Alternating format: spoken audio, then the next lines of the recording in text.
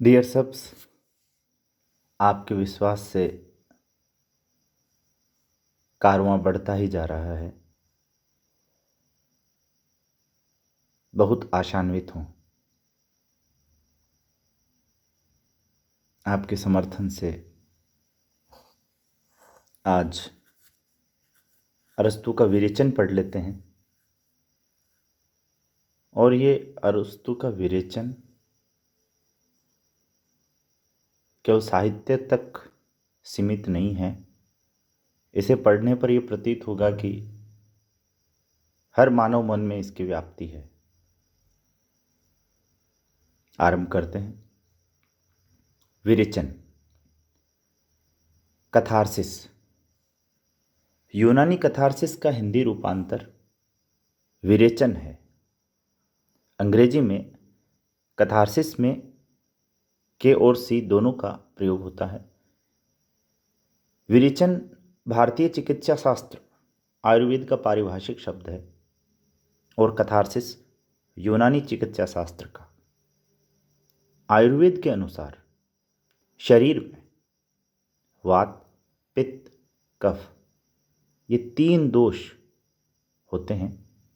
जब तक ये आनुपातिक स्थिति में रहते हैं तब तक शरीर स्वस्थ रहता है और इनमें किसी के उपचय अपचय अर्थात वृद्धि ह्रास से शरीर में रोग उत्पन्न होता है।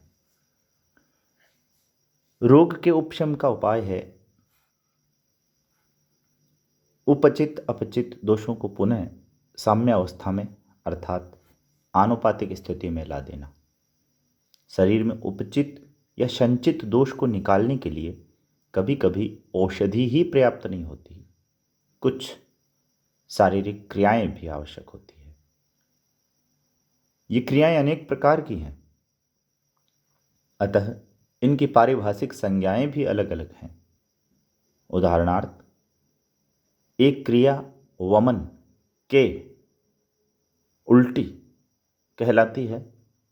आमाशय में संचित मल के निष्कासन के लिए वमन कराया जाता है। पक्वाशय यानी आंतों में संचित मल को विरेचन दस्त की सहायता से निकाला जाता है। इसी प्रकार मूत्राशय की स्वच्छता के लिए वस्तिकर्म का उपयोग किया जाता है।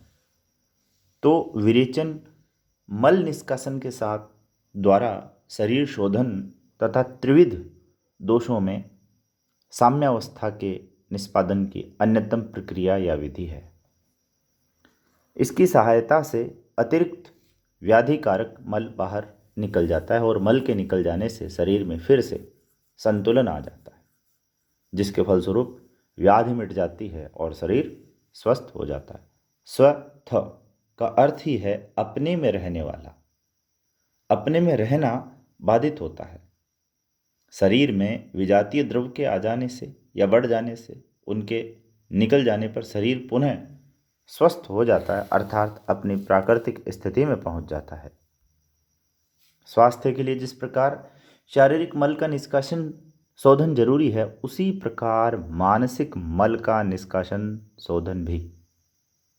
ईर्ष्या, द्वेष, लोभ, मोह, क्रोध, क्रूरता आदि मानसिक मल भी मनुष्य को अस्वस्थ बनाया करते हैं।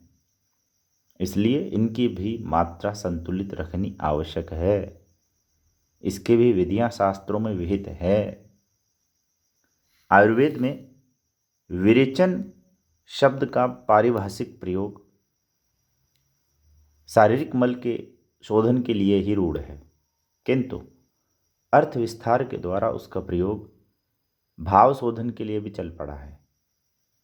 विशेषतः अरस्तु द्वारा प्रयुक्त कथार्सिस के संदर्भ में अनुकरण के समान कथार्सिस के भी अर्थ को लेकर पश्चिम में बड़ा विवाद रहा है।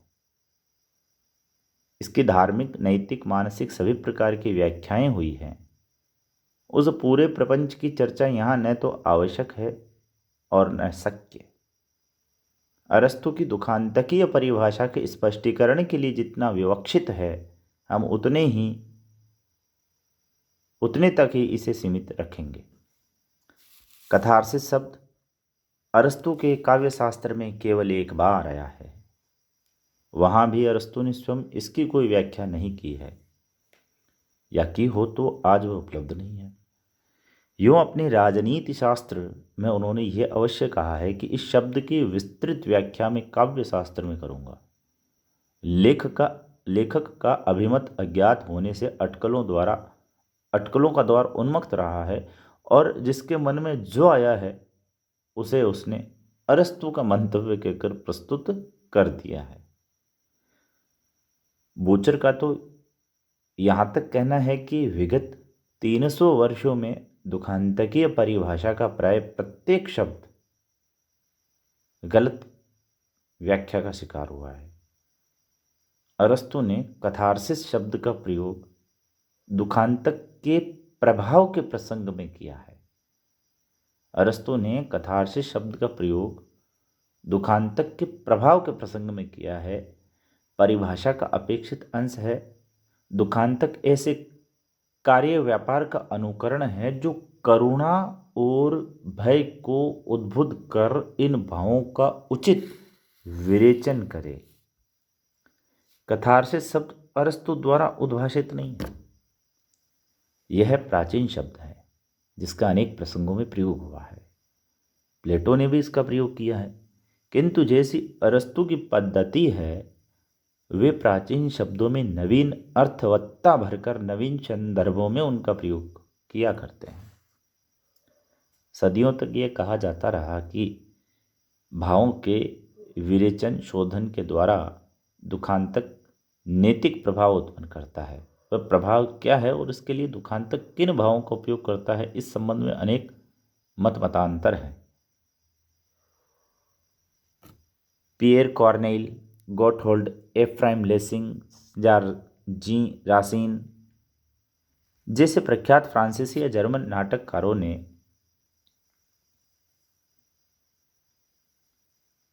लेसिंग को मैकाले ने निर्विवाद रूप से यूरोप का प्रथम आलोचक कहा है।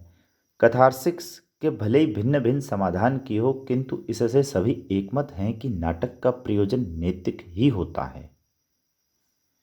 डॉक्टर कांति चंद्र पांडे ने अपने कंपैरेटिव एस्थेटिक्स में कथारसिस के धार्मिक प्रयोग के कई उदाहरण दिए हैं। जैसे किसी मृतक के घर जो बाहर के लोग आते थे, वे मृतक के स्पर्श से अपने को अपवित्र मानकर द्वार पर रखे जलपात्र से अपने को पवित्र करने के बाद वापस जाते थे। भारत में भी शव का दाह संस्कार होने के बाद अर्थी के साथ जाने वाले स्नान करते हैं। परिवार के लोगों का आशोच श्राद्ध के दिन तक चलता है। एक अन्य प्रकार के धार्मिक कथारसिस का उल्लेख अरस्तु ने अपने राजनीति शास्त्र में किया है। कभी कोई किसी देवता द्वारा आविष्ट हो जाता था। भारत के गांव में भी खासकर दशहरे के अवसर पर देवता को खिलाते खिलाते कोई आविष्ट हो जाता था। उस स्थिति में वह जो भी करता वह ऐश और क्षम्य माना जाता है। उस समय गाजे बाजे खूब जोर से बजते हैं और जो उसके आवेश को बढ़ा देते हैं। भाव आ गए तो फिर उन्हीं से आवेश धीरे धीरे शांत भी हो जाता है। यूनान में कुछ लोगों पर धार्मिक हर्षोन्माद चढ़ता था, जिसे उग्र संगीत के द्वारा शांत किया जाता था। इस प्रसंग में संगीत के विरेचक प्रभाव की बात अरस्तु ने कही है। संगीत के 3 प्रभावों का वो उल्लेख करते हैं। अरस्तु संगीत के 3 प्रभावों का उल्लेख करते हैं। एक प्रकार का संगीत वह है जो नैतिक प्रभाव या शैक्षिक मूल्य उत्पन्न करता है। दूसरे प्रकार के संगीत का उपयोग आनंद के लिए होता है, और तीसरे प्रकार का संगीत अत्यंत उग्र और अशांत होता है और धार्मिक आवेश को शांत करने के काम में आता है। इस तीसरे प्रकार के संगीत को अरस्तु ने विरेचक कहा है। यह एक प्रकार की शारीरिक उत्तेजना है जो धार्मिक उन्माद के निस्सरण का मार्ग खोलती है। इसके फलस्वरूप आविष्ट व्यक्ति प्राकृतिक विश्राम की स्थिति में आ जाते हैं, जैसे उनकी विरेचनात्मक चिकित्सा हुई हो। इसका भावात्मक परिणाम है निर्दोष आनंद। राजनीति शास्त्र में भी करुणा और भय के विरेचन की बात आई है। संगीत के विरेचनात्मक प्रभाव की चर्चा भी उठी है, किंतु दोनों में किसी का सविस्तार निरूपण नहीं हुआ है, और काव्य शास्त्र के सविस्तार निरूपण का आश्वासन देकर भी अरस्तु ने विरेचन पर बिना कुछ लिखे प्रकरण का उपसंहार कर दिया। ध्यान में रखना है कि काव्य शास्त्र में विरेचन की चर्चा न तो नैतिक अर्थ में हुई है और न धार्मिक अर्थ में। वहाँ का संदर्भ मानसिक या भावात्मक है, साथ ही कलात्मक भी। इसलिए कलात्मक भावात्मक विरेचन का ही आधार ढूंढना संगत होगा। जैसा हमने देखा है, अरस्तु की कला संबंधी अनेक मंतव्य प्लेटो द्वारा उठाई गई आपत्तियों के समाधान के रूप में है। विरेचन सिद्धांत को भी प्लेटो की एक ऐसी आपत्ति की पृष्ठभूमि देखना विषय की स्पष्टता में सहायक होगा। देखते हैं, प्लेटो ने नाटक के प्रभाव की अवांछनीयता जिन कारणों से प्रतिपादित की थी उसकी समीक्षा हो चुकी है। उनका कहना था कि दुखांतक भावों का पोषण और सिंचन कर मनुष्य के पौरुष को क्षीण करता है और उसे निर्बल बनाता है। उच्चतर तत्वों के बदले निम्नतर तत्वों को उभार कर आत्मा में अराजकता उत्पन्न करता है और तर्क का स्थान भावना को दे देता है। अरस्तु ने गुरु की इस आपत्ति के निराकरण का भी उपक्रम किया। प्लेटो ने जिसे दोष सिद्ध किया था, अरस्तु ने उसे ही गुण के रूप में प्रस्तुत किया। प्लेटो ने कहा कि भाव का अतिरेक न आत्मा के लिए हितकर है, न बुद्धि के लिए और न मन के लिए। प्लेटो क्या कहता है? और प्लेटो ने जिसको दोष सिद्ध किया था, अरस्तु ने उसे ही गुण के रूप में प्रस्तुत कर दिया। और प्लेटो ने कहा कि भाव का अतिरेक न आत्मा के लिए हितकर है, न बुद्धि के लिए और न मन के लिए। अरस्तु ने कहा कि वस्तुतः भावों का दमन हितकर नहीं, हानिकर है। उन्हें दमित करने के बदले संतुलित रखना वांछनीय और आवश्यक है। इससे फ्राइड के मनोविश्लेषण का पूर्वाभास देखा जा सकता है। दुखांतक भावों का उद्रेक करता है, या दुखांतक शब्द जब भी आए तो नाटक ध्यान में आए। दुखांतक भावों का उद्रेक करता है, ये ठीक है, पर वह उद्रेक स्थायी नहीं होता, बल्कि उसके द्वारा उच्चावच्च भावों में सामंजस्य और संतुलन आता है। भावों की उद्दीप्ति साध्य नहीं, बल्कि भावों के उपशम का ही साधन है। दुखांतक करुणा और भय के भावों को कृत्रिम रूप से उद्रिक्त कर मन में संचित करुणा तथा भय के भावों को निकाल देता है, जिससे मन एक प्रकार की आनंदप्रद विश्रांति का अनुभव करने लगता है। यह स्थिति आत्मा, बुद्धि और मन तीनों के लिए लाभदायक है, क्योंकि इससे भावात्मक रुग्णता दूर हो जाती है। यह व्याख्या होम्योपैथी के अनुकूल है, जिसका सिद्धांत है समय समम समयति, सम शम का समन करता है। करुणा और भय के भाव उद्रिक्त होकर मन में विद्यमान करुणा और भय का शमन कर देते हैं, जिससे मन पूर्वापेक्षा स्वस्थ हो जाता है और साथ ही आनंद भी प्राप्त करता है। लोहा ही लोहे को काटता है, कांटा ही कांटा को निकालता है, उसी प्रकार की बात। होम्योपैथी का सिद्धांत समय समम समयति चिकित्सा विज्ञान की एकमात्र पद्धति नहीं है। भारतीय आयुर्वेद तथा अथवा यूनानी चिकित्सा विज्ञान बहुत कुछ विषम शम समयति पर आधारित है। उदाहरणार्थ, गर्मी का उपचार ठंडी चीज़ों से करते हैं और ठंड को गर्मी से दबाते हैं।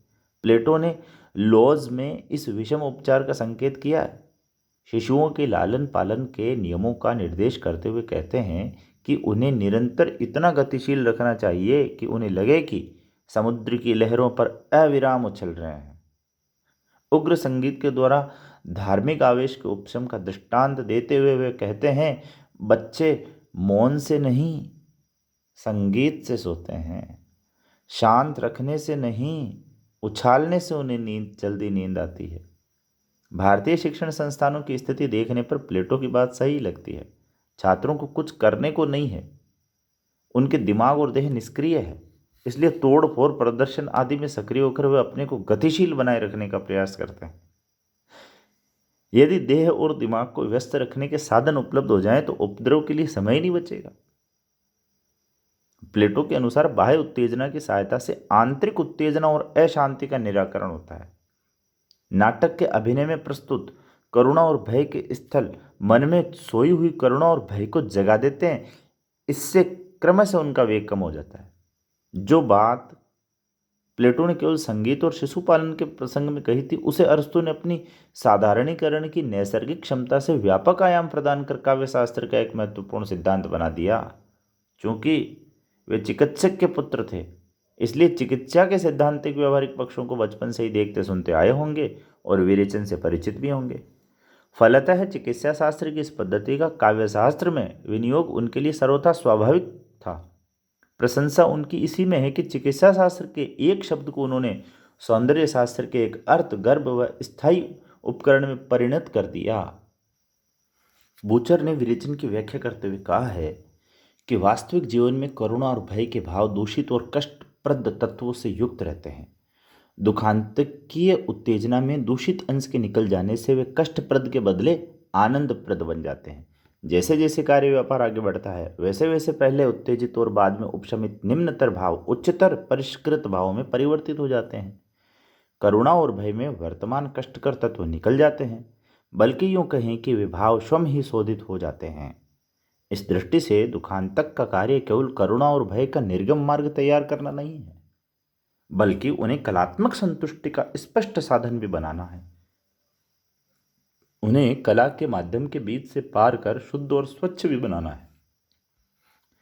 इस शोधन या विरेचन का स्वरूप क्या है, इसका कोई संकेत अरस्तु नहीं करते। उनके लेखन से सिर्फ इतना ही पता चलता है कि उन्हें विरेचन से कोई कष्टकर तथा अशांतिकर तत्व अभिप्रेत है। भाषण शास्त्र में इन शब्दों की जो परिभाषा उन्होंने दी है उससे उपयुक्त धारणा की पुष्टि होती है। अरस्तु के अनुसार भय घातक या कष्टकर आसन्न अनिष्ट की आशंका से उत्पन्न एक प्रकार की पीड़ा है। भय क्या है? भय घातक या कष्टकर आसन्न अनिष्ट की आशंका से उत्पन्न एक प्रकार की पीड़ा है। इस परिभाषा में तीन बातें ध्यान देने योग्य है। एक तो यह है कि अनिष्ट ऐसा हो जो घातक प्रतीत हो, दूसरी यह है कि वह आसन्न हो, तीसरी यह है आसन्न मतलब पास में, और तीसरी यह है कि उसका प्रभाव हम पर ही पड़ने वाला हो। इसी तरह करुणा घातक या कष्टकर अनिष्ट से उत्पन्न एक प्रकार की पीड़ा है, जिसका संबंध ऐसे व्यक्ति से होता है जो वस्तुतः उसका पात्र नहीं होता। अपने ऊपर या अपने किसी आत्मीय के ऊपर उस अनिष्ट के निकट भविष्य में घटित होने वाली हमें आशंका बनी रहती है। तो करुणा और भय दोनों पीड़ादायक भाव है। उनका संबंध ऐसे अनिष्ट से है जो घातक प्रतीत होता हो, निकटवर्ती हो और हम पर या हमारे आत्मीय पर घटित होने वाला हो। दोनों में अंतर यह है कि करुणा का पात्र वह व्यक्ति होता है जिसके संबंध में हम यह सोचते हैं कि इस पर यह अनिष्ट नहीं घटित होना चाहिए। इससे स्पष्ट है कि करुणा के अरस्तु के अनुसार करुणा और भय परस्पर संबद्ध भाव है। जिस स्थिति में अपने लिए हमें भय होता है उसी स्थिति में दूसरे के लिए हमें करुणा होती है। अतः जिसमें भय का संचार नहीं होता उसमें करुणा भी उत्पन्न नहीं हो सकती। कहने की आवश्यकता नहीं कि भय और करुणा में भय मूल भाव है जिससे करुणा उद्भूत होती है। अंतर यह है कि भय स्वयं अपने लिए होता है, करुणा दूसरे के लिए होती है, और उसमें ये आशंका मिली रहती है कि कहीं ऐसा हमारे साथ तो घटित नहीं हो।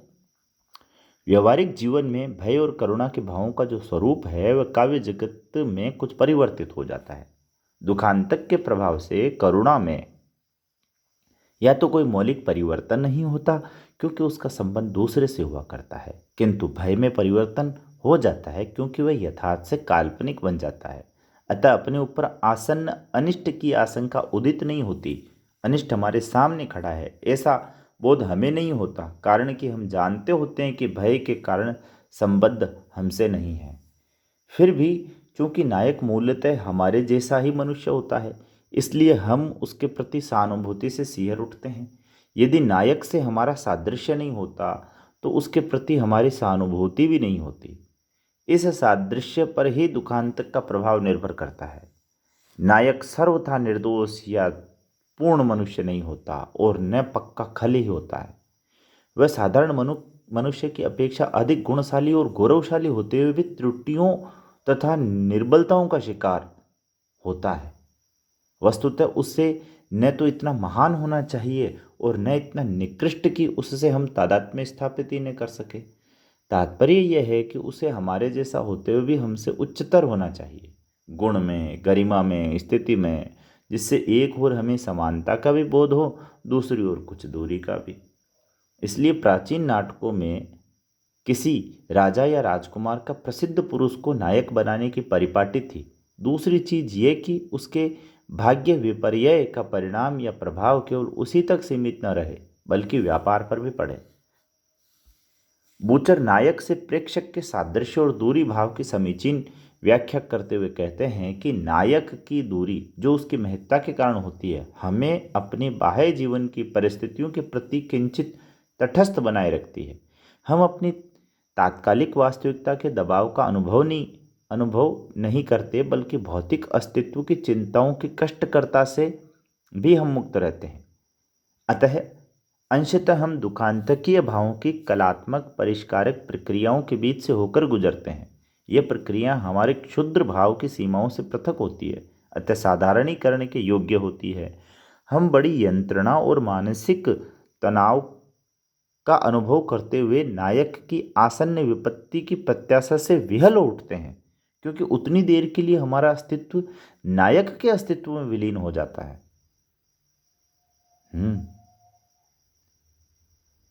यदि फिल्मों भी देखते हैं, किसी नायक को यदि पीड़ा देता है विलन, तो हम नायक के साथ आर्द्र हो जाते हैं, उसके प्रति करुणा के भाव से बढ़ जाते हैं, अर्थात हम उससे तादात्म्य स्थापित कर लेते हैं।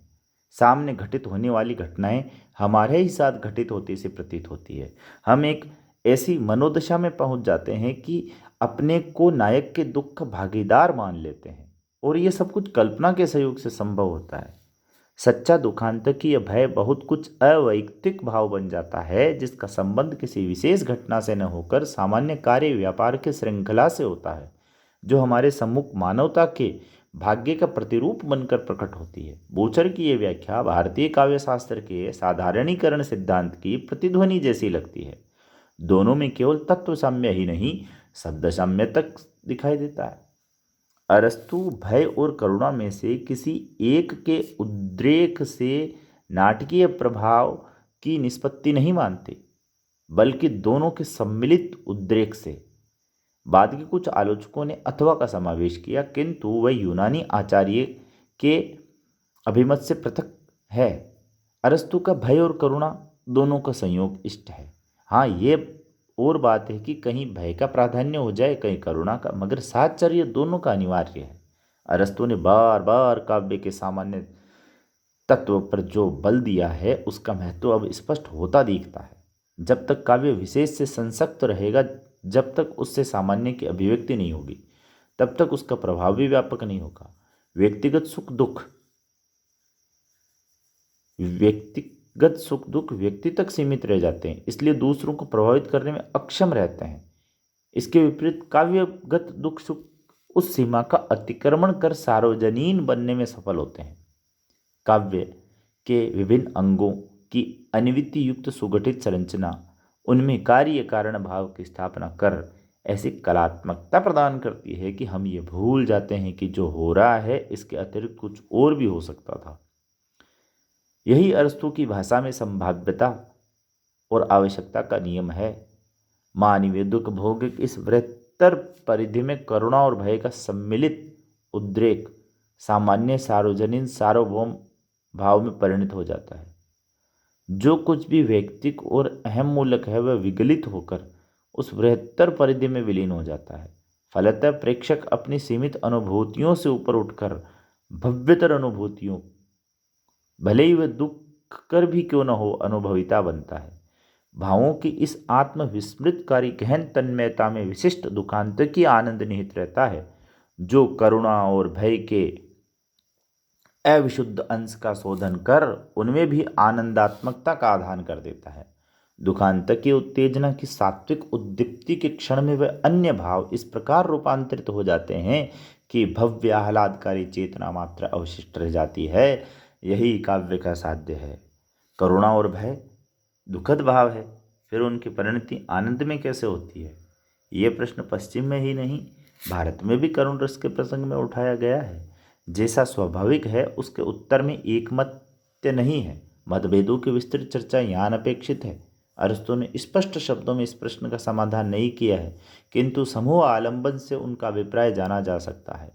वास्तविक जीवन में करुणा और भय के भाव दुख से सम्मिलित अवश्य होते हैं, किंतु कलात्मक प्रक्रिया के वैशिष्ट्य के कारण दुखद अंश विलुप्त हो जाता है, शुद्ध आनंद बचा रहता है। बात यह है कि लौकिक व्यवहार में दुख, अशांति या कलेश का कारण ममत्व परत्व की भावना एक शब्द में कहे तो स्वार्थ संशक्ति, स्वार्थ अहम का ही विजृंभण है। जहाँ भी स्वार्थ या अहम होगा वहाँ राग विराग ईर्ष्या द्वेष आदि भी अवश्य रहेंगे और ये दुखदायी भी होंगे ही। योगी ब्रह्मानंद का अनुभव इसलिए कर पाते हैं कि उनके अहम का विगलन हो चुका होता है।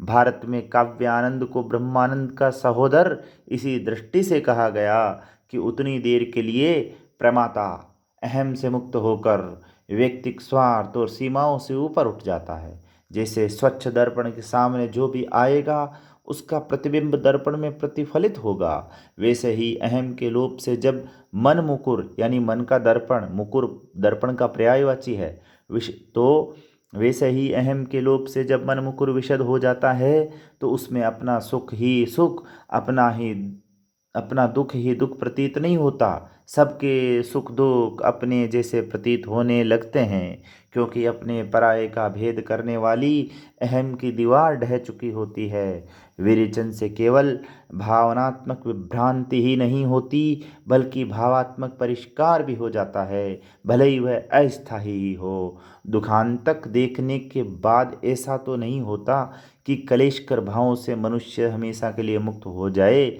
यदि ऐसा होता तो नाटक नैतिक सुधार का सर्वोत्तम साधन बन जाता, जेलों की जगह नाट्यशालाएं ले लेती। इसलिए स्थायी भाव परिष्कार तो नहीं होता पर तात्कालिक अवश्य होता है। इसी में विवेचन की सार्थकता है।